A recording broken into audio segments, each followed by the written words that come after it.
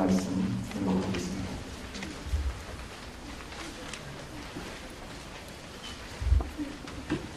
여러분의 몸과 마음과 몸을 어떤 경우에도 하나로 통일하여 달아야 할 것입니다.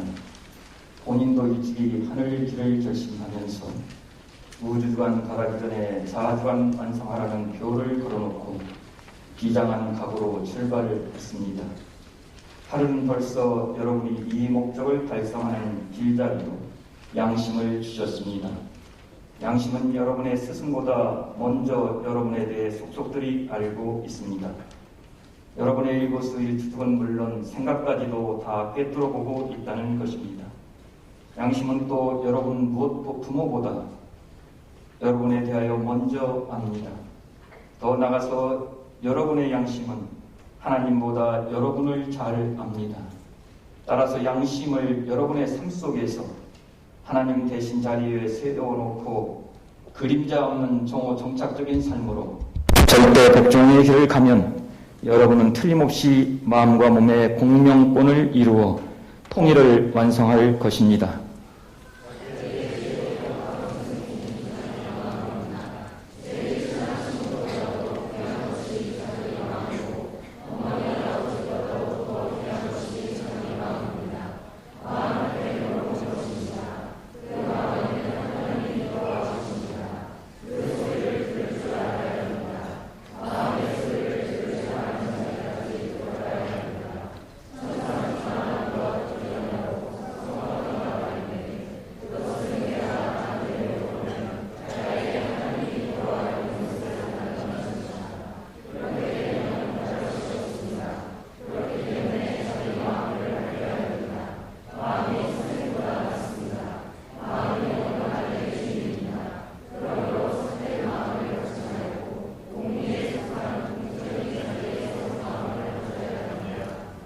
양심혁명 시대는 지금까지 여러분의 몸이 마음을 지배하던 것을 완전히 굴복시켜 놓는 것입니다.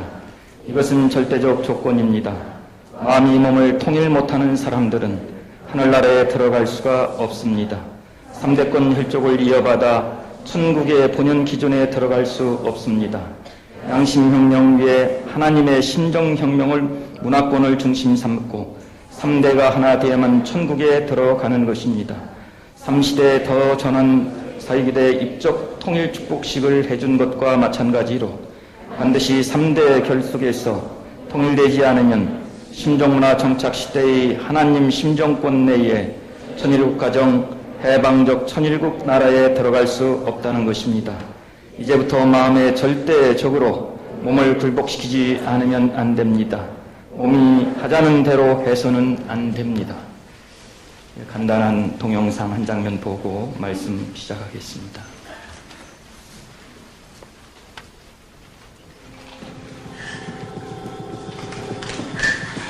정말 내려! 뭐야 당신? 오지마! 가까이 오지마! 이동주 씨, 저를 보고 얘기하세요. 오지마! 오지마! 어머니랑 동주 씨 잘못 아니에요. 대통령, 내가 엄마를 안 찾았으면 엄마는 안 죽었을 거야. 나 때문이야.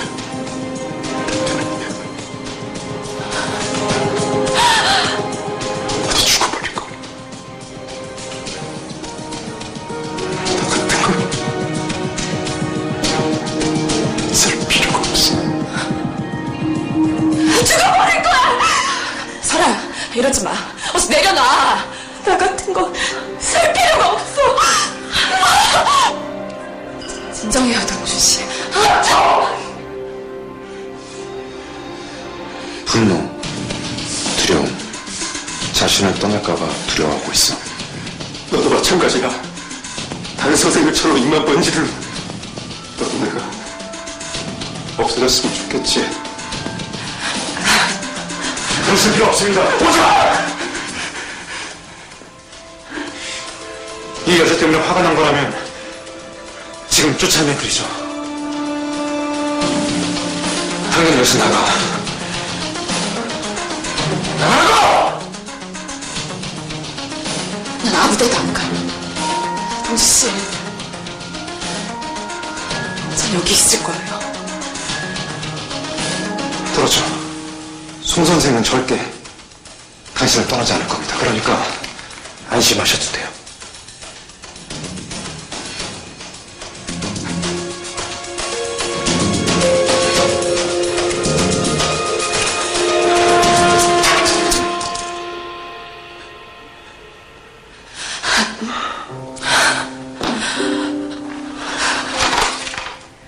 이동준 34세.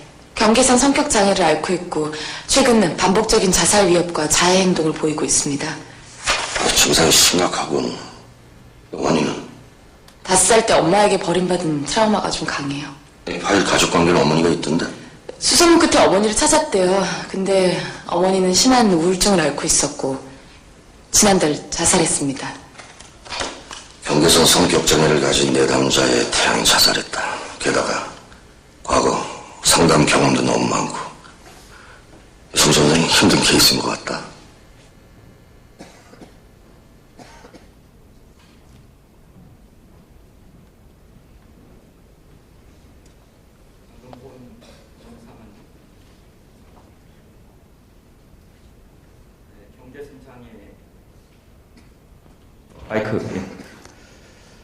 성격 장애 환자의 모습을 보여주는 한 장면입니다. 지금 보셨듯이 그 한 청년의 이 성격 장애 문제에 대해서 심리학자들은 여러 가지로 진단을 합니다. 이 성격 장애 원인이 어디서 왔느냐 하는 진단을 하게 되는 것입니다. 정신분석에서는 어렸을 때, 여기서도 나옵니다마는 5살 이전에 받았던 억압, 충격, 이것이 내재되어 있다가 성인이 되어서 나타나는 것이다. 뭐 이렇게 얘기를 하고 있고요. 또 행동주의 심리학자들은 아니다. 그의 지금까지의 자라난 환경이 그의 성격을 그렇게 만든 것이다. 이렇게 얘기합니다.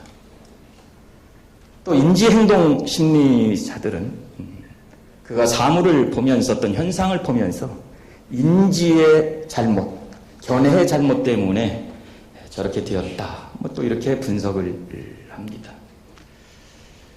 그러면 이 종교에서는 어떻게 볼까요? 불교에서는 어떤 업으로부터 저렇게 되었다고도 얘기하고 또 탐욕적 욕망 때문에 결국은 성격이 저렇게 변했다. 이렇게 얘기합니다. 통일교에서는 어떻게 보나요?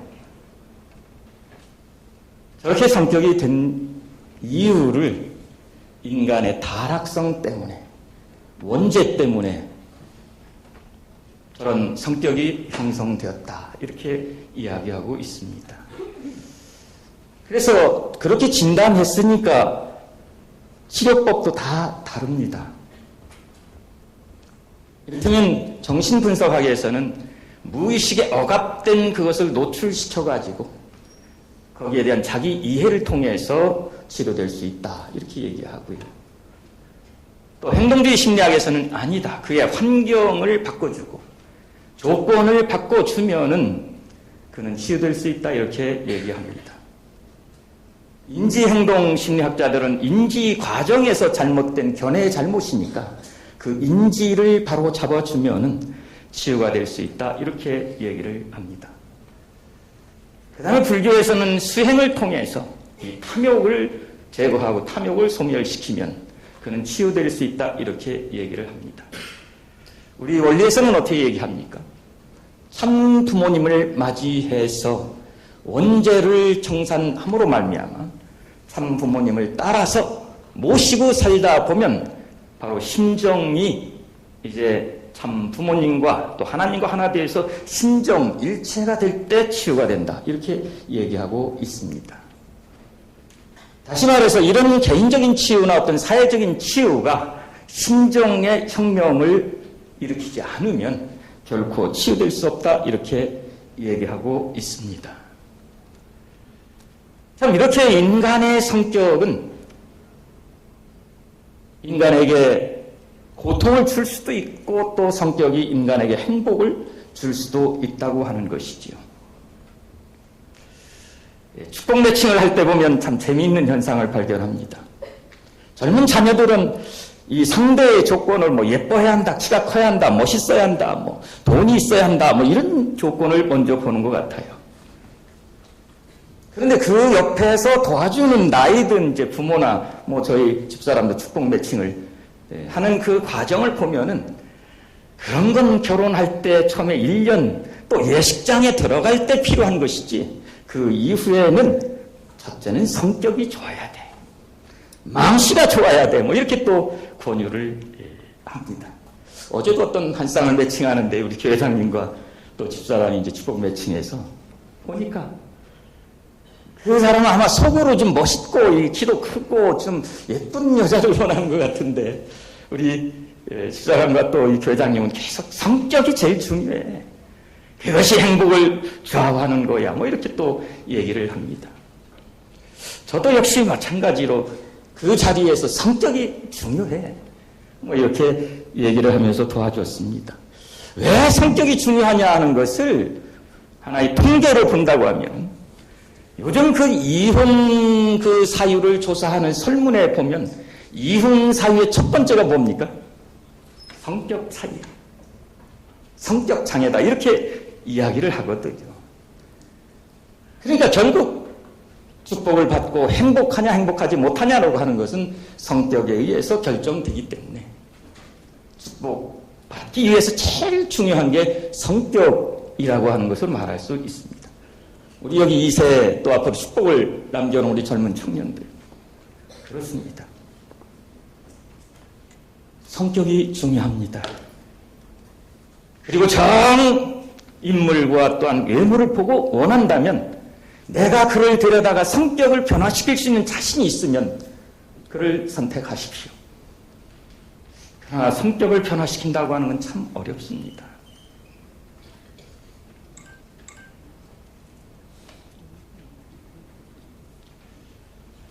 제가 지금까지 이제 보니까 통일신학교부터 교수생활 33년 또 협회 공식 발령을 받고 목회한 게 거의 15년이 되었더라고요.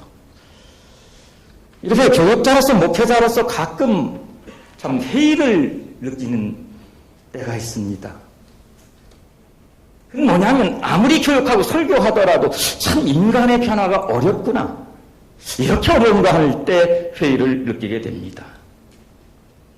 그러나 또 이 교육을 하고 또 이 설교하면서 보람을 느끼는 것은 교수님 강의를 듣고 제가 참 많이 변화됐습니다. 또 설교를 듣고 제 가정이 변화가 됐습니다. 이런 얘기를 할 때는 참 무한한 보람과 기쁨을 또 느끼게 됩니다. 작년에 제가 이제 통합의학대학원 수업에서 명상 심리치료 강의를 이제 한 학기 하고 있는데 하루 수업 시간에 갑자기 어떤 한 40대 된 이 후반 되는 것 같아요. 중년 남자가 앞으로 그냥 수업 시간에 탁 나오더니 저한테 합장하면서 절을 하더라고요. 이게 무슨 일인가 하고 이제 봤더니 그 사연인즉 제 강의를 듣고 자신에게 성격 혁명이 일어났다는 것입니다. 한 예를 얘기하는데 자기가 운전을 하고 가는 중에 접촉사고가 났대요. 근데 접촉사고가 나서 자기가 문을 열고 나가서 바로 그 문이 열린 곳에 한 중년 남자가 또 역시 운전을 하다가 자기 차를 받은 거예요. 근데 첫 마디가 어디 다치신 데 없으신가요? 다치신 데 없으시면 됐지요. 보험 처리하면 되지요. 뭐 이렇게 얘기를 했다는 거예요. 그렇게 하니까 그 옆에 운전해서 사고를 난 가해자 옆에 부인이 하는 얘기가 여보 당신도 저분 저 선생님을 좀 담너 막 이렇게 이제 하면서 얘기를 하더라는 거예요. 그래서 자기가 이제 그 순간에 내가 왜 이렇게 변했지? 과거 같았으면 문 열고 나와서 운전 똑바로 못해 뭐 하는 거야? 뭐 운전교육 잘 받았어 뭐 하고 했을 텐데 자기도 모르게 갑자기 차문을 열고 나와서 어디 다치신 데 없으신가요? 웃으면서 하니까 상대도 또 웃으면서 답을 했다라는 얘기를 해주면서 아마 이것이 교수님 강의를 듣고 제가 뭔가 이렇게 변화된 또 교수님 가르쳐준 수행을 통해서 변화된 모습이 아닌가 생각해서 교수님께 감사를 드립니다. 뭐 이런 얘기를 할 때 저도 참 기뻤습니다. 사람이 변한다는 것은 바로 성품이 변하는 것을 말합니다. 인생관의 변화를 말합니다. 삶의 태도의 변화를 말합니다. 사람의 성품, 인생관, 삶의 태도가 어떻게 변할 수 있을까라고 연구하는 그런 학문이 철학, 심리학, 교육학, 신학 이런 등의 학문이지요. 그런데 이런 그 학문을 하는 학자들에게는 상반된 두 견해가 있습니다. 한 견해는 타고난 성품은 바뀌기가 어렵다는 그런 견해와 또 사람은 교육과 훈련에 의해서 변화될 수 있다는 그런 견해를 얘기합니다. 저도 그렇게 생각을 합니다. 그런데 성품은 변화되지만 그 성품이 잠재돼 있어서 계속 나타나는데 이제 문제가 있죠. 일시적인 변화는 할 수 있지만 계속 나타나게 됩니다. 그래서 저는 이렇게 생각해 봅니다. 성품은 변화됩니다. 인간은 또한 성품을 가지고 있고 그것이 그 사람의 하나의 모습이지요. 그 사람의 특징이죠. 그런데 결국은 부정적인 성품을 어떻게 긍정적인 그 성품으로, 예를 들면 하나의 욕망이라고 하는 것을 부정적인 욕망에서 긍정적인 욕망으로 전환할 수 있을까? 그것이 바로 교육이 하고자 하는 교육의 목적이 아닌가, 이런 생각을 하게 되는 것입니다. 그렇습니다. 우리가 신앙교육을 하고 또한 이런 교육을 받는 것은 오늘 주부에도 보니까 또한 이 가족 상담 교육을 하는 것은 그의 부정적인 그 성격을 갖다가 어떻게 하면 긍정적인 성격으로 바꿔줄 수 있는가에 초점을 맞추는 것이라고 볼 수 있습니다.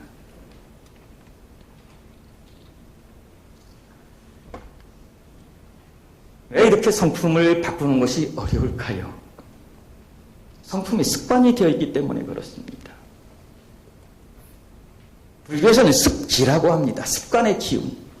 다시 말해서 습관이 내 안에 관성으로 남아있어 가지고 그 습관에 의해서 내 사고를 결정하고 습관에 의해서 내 행동을 결정하기 때문에 성품이 바꿔지기가 어려운 거지요.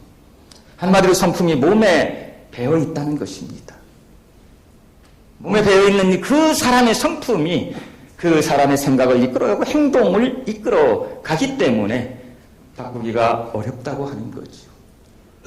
이를테면 생선을 쌌던 그러한 하나의 보자기로 아무리 좋은 향내가 나는 향료를 싼다고 하더라도 생선 냄새가 그 향료를 쌌던 보자기에 배이게 마련인 것이지요. 그런 그 향이라고 하는 것을 바꾼다고 하는 것은 보자기 자체를 바꿔야 되겠지요. 무엇으로 인간의 부정적인 성품을 바꿀 수 있을까요? 종교에서는 자각, 깨우침, 어웨어네스, 이것이 인간의 성격을 바꿀 수 있는 가장 중요한 요인이라고, 기제라고 이렇게 얘기를 합니다. 그래서 종교라고 하는 것은 깨달음을 주는 역할을, 깨달음의 순간을 주는 역할을 하는 것이 종교인 거죠. 훈독을 하라고 하는 것도 훈독을 하면서 깨달음을 가져라. 기도를 하라고 하는 것도 기도를 하면서 깨달음의 순간을 가져라고 하는 뜻이라고 볼 수 있습니다. 또 우리가 어떤 교육에 참여하는 것도 깨달음의 기회를 주기 위해서 교육에 참여하라고 하는 것입니다. 특히 불교에서는 신앙의 궁극적 목적은 깨달은 자가 되는 것입니다. 부처가 되는 것입니다. 부처라는 말 그 자체가 깨달은 자라고 하는 그런 의미를 가지고 있는 거예요. 다시 말해서 완전한 불성을 이루게 되면 깨닫는 자가 된다는 얘기입니다. 성경도 역시 마찬가지입니다. 왜 예수께서 내가 길이요 생명이니 나로 말미암지 않고는 하늘나라에 갈 자가 없다고 했을까요? 자신을 통해서 비로소 깨달을 수 있다. 진리를 발견할 수 있고 진리의 길을 갈 수 있다고 해서 그런 겁니다. 우리 통일교회도 마찬가지입니다. 아버님이 왜 실체의 말씀, 실체의 말씀이라고 당신을 하셨느냐는 거예요. 말씀을 읽으면서 아버님과 하나 될 때 비로소 우리는 깨달음에 이를 수 있다고 하는 것입니다. 그래서 성경에 보면은 재밌는 얘기가 있습니다. 에스겔을 하나님께서 예언자로 택해 놓으시고 그에게 이제 예언자로 택해놓고 갑자기 골방에 가서 기도하라 했는데 기도하는데 그냥 그만 입이 다 굳어져서 혀가 굳어져서 말을 할 수가 없어요. 그래서 기도를 합니다. 골방에 가서 하나님, 내가 하나님의 뜻을 전하고 하나님의 섭리를 전하고 예언자로서 일을 하려면 내가 바르게 말을 할 수 있는데 왜 혀가 굳습니까? 이렇게 얘기하면서 매달려 기도를 했습니다. 그런데 하나님께서 뭐라고 했느냐면 이제는 내 혀를 가지고 꾸짖는 지도자가 되지 말고 깨우치게 하는 지도자가 되라. 뭐 이런 얘기를 합니다. 그래서 이제는 내 혀로 말하지 말고 하나님의 말씀을 대신하는 내 입의 지구가 되라고 하는 것입니다. 설교자라고 하는 것은 바로 그렇습니다. 이재용의 말을 하는 것이 아니라 하나님의 말씀을 대신하는 대언하는 그런 말씀이라고 하는 거죠. 왜? 깨우침을 주어서 하나님을 깨닫고 하나님과 심정적으로 하나 되기 위한 길을 발견하게 하기 위한 것이라고 볼 수 있습니다.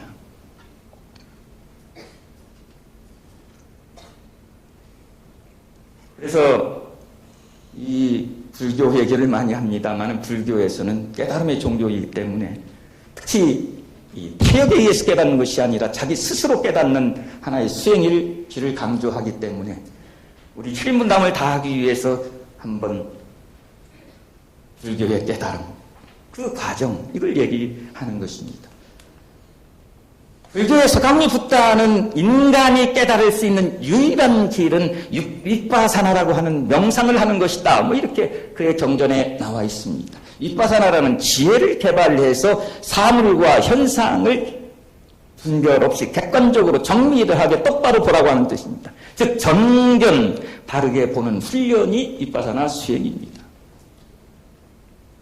다시 말해서 사람들의 불행은 잘못된 견해 때문이라고 보기 때문에 바르게 보는 수련, 사물과 현상과 그 본질을 바르게 보는 훈련을 윗바사나라고 하고 미국에서는 이것을 갖다가 마인드풀리스라고 번역해가지고 마음챙김 명상이다 해서 지금 선풍적인 인기를 가지고 있는 거예요.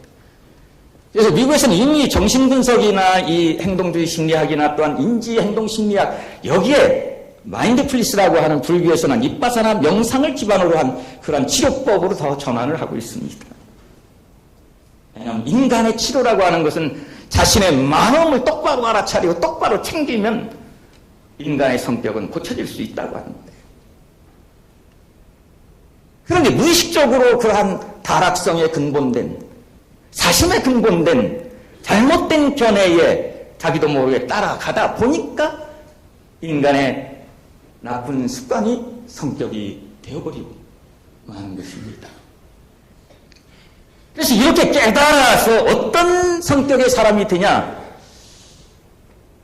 고뜨라부가 돼야 한다. 뭐 이게 산스크리트어인데 고뜨라부가 돼야 한다. 이 말은 성인이 돼야 한다는 거예요. 성인의 성격을 닮아야 한다.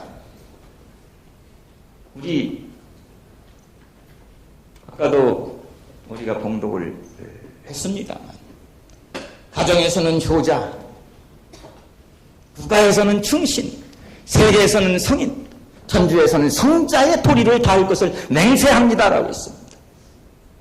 우리가 신앙을 하는 것은 바로 이 성인의 반열에 성자의 혈통을 이어받기 위해서 우리가 신앙을 하는 것이고 바로 축복을 받는 것이라고 하는 겁니다. 성인의 종자에 들어간다 해서 뭐 그걸 종성이라고 이렇게 얘기합니다. 종, 혈통. 그래서 우리가 말씀 가운데 아버님께서 혈통전환이라고 하는 말씀을 많이 하는데 혈통전환이 뭡니까? 우리 피를 다 빼버리고 수혈하는 겁니까? 아닙니다. 혈통전환이라고 하는 것은 바로 내 성품, 다락때 물든 그 성품을 하나님 중심한 고귀한 성품으로 바꾸자고 하는 것이 혈통전환이라고 하는 것입니다. 다시 말해서 타락성 본성을 창조 본성의 그 마음으로 오늘 본문에서 읽었던 양심을 중심으로 한 마음으로 몸마음 통일된 그런 마음으로 그것이 하나의 성격이 되고 행동이 될 수 있는 그런 사람이 성인이기 때문에 성인이 되라고 하는 말이 바로 혈통전환인 것입니다. 성인의 성품을 가지라고 하는 것이 바로 혈통전환이라고 하는 것입니다. 그래서 성일의 반열에 들어가라. 불교에서도 그러는데 성일의 반열이라고 하는 게 뭐냐면 바로 성인의 족보에 들어가라는 거예요. 다시 말해서 하나님 참 부모님의 족보에 들어갈 수 있는 자는 하나님의 성품을 가진 본성을 개발해서 신정과 양심에 개발된 자만이 하나님의 참 부모님의 반열에 들어갈 수 있다고 하는 거예요. 비로소 참 부모님의 족보에 우리가 들어갈 수 있다고 하는 입정이라고 하는 게 뭡니까? 참 부모님의 족보에 들어가는 건데 족보에 들어가기 위해서는 내 성품이 신성을 기반으로 한 하나님의 신성을 담지 않고서는 나는 족보에 들어가도 그 집에서 진정한 적자로서의 자녀의 노릇을 못하는 거지. 서자입니다. 양자입니다. 아니면 거의 종에 불과합니다. 또 종의 중에 불과한 것입니다.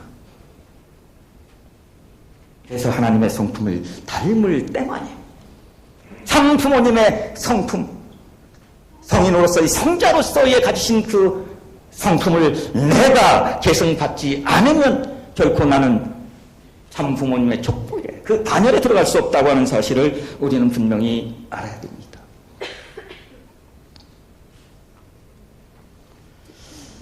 아마 우리 시부님들 자녀 교육에서 참 그 아이들 성격 바꾸려고 나쁜 습관 바꾸려고 참 노력을 많이 할 것입니다. 저도 역시 경험을 했습니다. 처음에 첫 딸을 낳아서 참 어떻게든지 바르게 잘 키워서 신앙적으로 키워보겠다고 그래서 참 잔소리도 많이 하고 때로는 매도 되고 그랬습니다. 그러나 변하지 않더라고요. 오히려 반발심만 커지고 아빠하고 거리감만 생기더라고요. 근데 요즘에 이제 이 축복 결혼을 해서 아이를 하나 낳더니 안 하던 말들을 해요. 엄마 아빠 수고하셨어요. 고생하셨어요. 엄마 아빠 우리 애기 봐줘서 감사합니다. 피곤한데 쉬세요. 아이를 낳고 보니까 비로소 깨닫는 것 같아요. 자기가 경험하고 보니까 비로소 깨달아서 그런 말들이 나오는 것 같습니다. 우리 신앙인도 마찬가지입니다. 아버님이 위하여 살라고 할 때 위하여 사는 삶을 경험한 자만이 그 말씀의 진수를 깨달을 수 있는 것입니다. 아버님이 양심의 개발, 양심의 혁명을 말씀하시면 정말 내가 내 양심의 소리에 거역하지 않고 아버님 말씀대로 행하게 될 때 아버님 말씀에 대한 진수, 또 아버님 위하여 살라는 그 말씀의 뜻을 우리가 비로소 알 수 있습니다. 그렇지 않으면 관념적인 사고밖에 안 됩니다. 그냥 생각으로 머무른 그런 것밖에 되지 않는다고 하는 거예요. 그래서 저는 제 딸을 통해서 느끼는 것이 자식을 변화시키려 하지 말고 깨달을 수 있는 기회와 환경을 제공해야 됩니다. 이를테면 어떻게든지 이 교회에 오늘 이 말씀에 들어오면은 여기서 깨달음이 있을 거 아닙니까? 예배에 같이 가게 하고 또 신앙교육에 같이 참여하게 하고 그럼 깨달음의 지혜를 주는 거 아닙니까? 집에서 바꾸려고 하지 마시고 부모가 못 바꿉니다. 하나님만이 바꿀 수 있는 거예요. 참 부모님의 말씀만이 바꿀 수 있는 겁니다.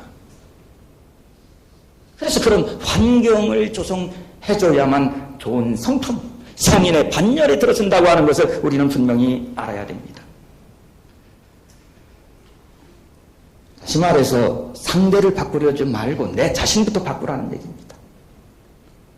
자꾸 상대를 바꾸려면 나도 피곤하고 또 상대도 피곤합니다. 그렇잖아요. 그래서 요즘 저를 힘들게 하는 사람도 있겠죠. 그런데 원망하거나 미워하지 않습니다. 그냥 내가 힘들고 내가 고통스러우니까. 어떻게 하면 그를 자비심으로 사랑으로 그를 맞이하고 또 그를 위해서 기도할 수 있을 것인가, 이걸 생각하니까 제 마음이 편해지고 제 마음이 평정심을 유지하게 됩니다. 앞에 나오겠습니다마는 어떤 불교 신앙이 본득한 분이 죽기 전에 후회한 글을 잠깐 소개합니다. 그 사람은 김정빈이라고 하는 단을 쓴 유명한 불교 수행자, 명상가입니다. 이런 얘기를 썼습니다. 내가 젊고 자유로서 상상력에 한계가 없을 때 나는 세상을 변화시키겠다는 꿈을 가졌습니다. 좀 더 나아가 들고 지혜를 얻었을 때 나는 세상이 변하지 않으리라는 것을 알았습니다. 그래서 내 시야를 약간 좁혀서 내가 살고 있는 나라를 변화시키겠다고 결심했습니다. 세상에서 이제 나라를 변화시키겠다고 결심했습니다. 그러나 그건 역시 불가능한 일이었습니다. 이제 황혼의 나이가 된 이때에 나는 마지막 시도로 내 가정과 내 가족을 변화시키겠다는 마음을 가졌습니다. 그러나 아무도 내 가족은 달라지지 않습니다. 이제 죽음을 맞이하기 위해서 누운 자리에서 나는 문득 깨달았습니다. 만일 내가 내 자신을 먼저 변화시켰더라면 내 자신을 보고 변화된 내 자신을 보고 내 가족이 변화되었을 것을, 또한 거기에 용기를 내어서 내 나라를 더 좋은 곳으로 바꿀 수 있었을 것을, 그리고 누가 하는가, 내가 이 세상도 변화시킬 수 있었지 않았는가. 이 고백이 저도 이제 테이블 앞에 놓고 참 마음에 와닿더라고요. 먼저 내가 변화되었더라면 학교를 변화시키고 또 세상을 변화시키고 교회를 변화시키는 일도 내가 먼저 변화되었더라면 나를 보고 그 용기를 얻어서 그 사람들이 자신을 변화시키고 가정을 변화시키고 교회를 변화시키고 세상을 변화시킬 수 있는 그러한 자리에 서지 않았겠는가 하는 그런 회한을 갖게 됩니다. 내 자신을 변화 못 시켰구나. 물론 변화는 많이 됐지. 그러나 정말 아버님의 심정을 바탕으로 한 내 자신의 변화, 내 하루의 일생이 하나님과 아버님과의 심정적 일체의 기준을 가고 정오정착적 그런 삶을 살았느냐고 하는 데에서의 반성입니다. 정오정착적 그림자 없는 그런 내 삶을 살았느냐고 하는 것에서는 반성입니다. 그랬다면 내가 빛이 되고 내가 하나의 모델이 되어서 많은 사람들이 변화되었지 않겠느냐고 하는 그런 생각을 해보게 되는 것입니다. 동양사상 4서 3경 중 하나인 대학 8조목에 수신제가 치국평찬하는 내용을 우리는 잘 알고 있습니다. 하나가 평화로우려면 나라를 잘 다스려야 하고, 나라를 잘 다스리려면 가정을 다스려야 하고, 가정을 잘 다스리려면 자신을 먼저 수행한다는 그런 말입니다. 누구나 잘 알고 있습니다. 그런데 이 말 가운데는 중요한 것이 앞에 생략이 되어 있습니다. 바로 여기에 나온 얘기입니다. 경물이요 지지요 지지시요 의성이요 의성이요 심정이요 심정이요 신수요 신수 이후 제가요 제가 이후 치국 국치요 국치 이후에 평화가 세계를 평화롭게 한다 이겁니다. 경물지지라고 하는 것은 최고의 진리, 불교에서 말하는 최고의 법, 동양에서 말하는 최고의 도, 우리 원리를 똑바로 알아야 먼저 바르게 된다고 하는 말이 경물 이유지지입니다. 사물의 본질과 현상을 알아야 먼저 의성이 된다. 뜻을 바르게 세울 수 있다는 거예요. 그 다음에 의성, 뜻을 바르게 세워야만 심정, 마음이 바르게 설 수 있다고 하는 얘기입니다.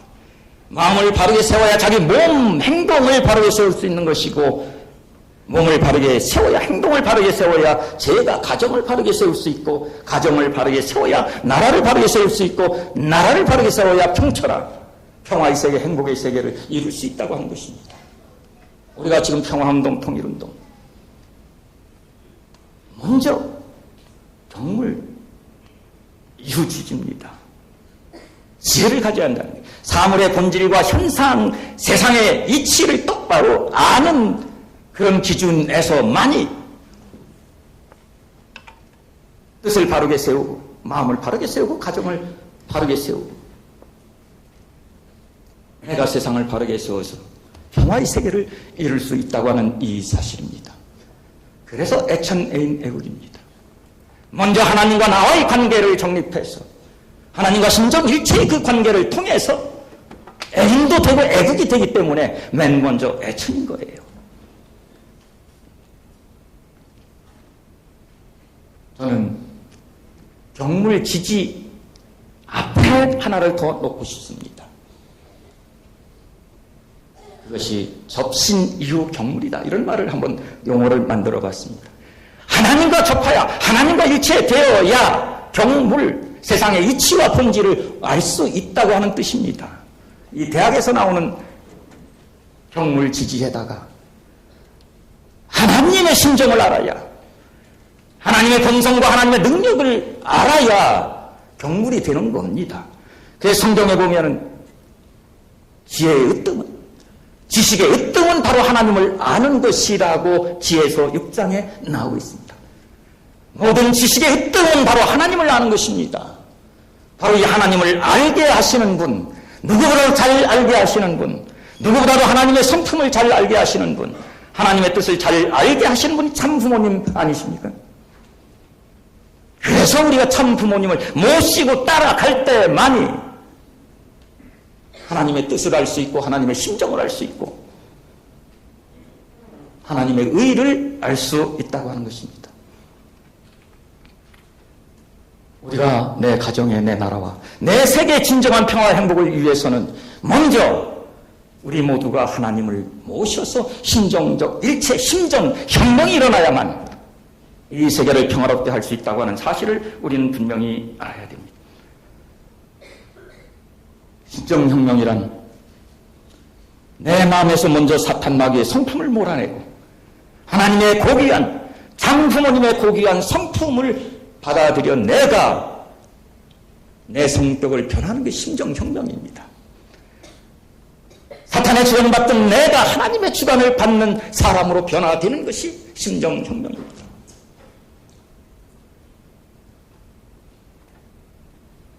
타락성으로 물들어 있어 사탄의 주관받던 내가 창조 본성의 마음을 내가 받아들여서 그 본성의 마음이 하나의 심정을 키우고 사랑하고 기쁘고자 하는 그런 상대를 기쁘게 하고 사랑하고자 하는 그 마음이 충만하게 될 때 이게 심정혁명이고, 그렇게 상대를 사랑하고 기쁘게 하던 충동이 충만할 때 이 세상은 평화롭게 되는 것이고, 그것이 바로 참 어머니께서 말씀하시는 심정혁명, 심정문화입니다.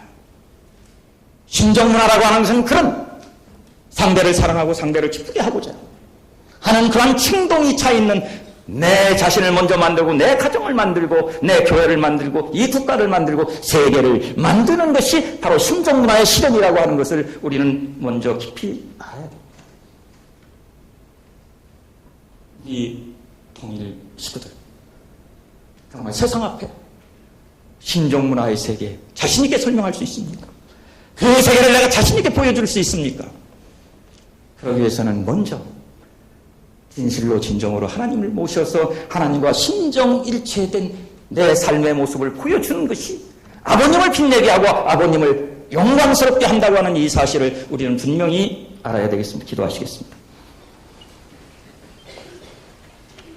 사랑과 은혜가 충만하신 하늘 부모님, 저희들을 말씀으로 깨우쳐 주시고 또 저희들을 축복으로 깨우쳐 주셔서 축복 가정이 되게 하시고, 저희들을 먼저 이렇게 선택해서 큰 축복을 주심은 오늘 세상에 많은 고통받고 어지러운 이 세상을 밝히고 그 세계의 아버님이 원하시는 신종문화 세계를 정착시키라고 하는 뜻이 있음을 알고 있사오니 진정으로 신종문화를 정착시킬 수 있는 통일의 역군 될 수 있도록 함께 하시고 인도하여 주시옵소서. 오늘 말씀으로 거듭나고 깨우치는 오늘 우리가 되도록 인도하여 주시옵소서. 이 모든 말씀 축복 중심 가정 이재용의 이름으로 보고하고 아뢰었사옵나이다.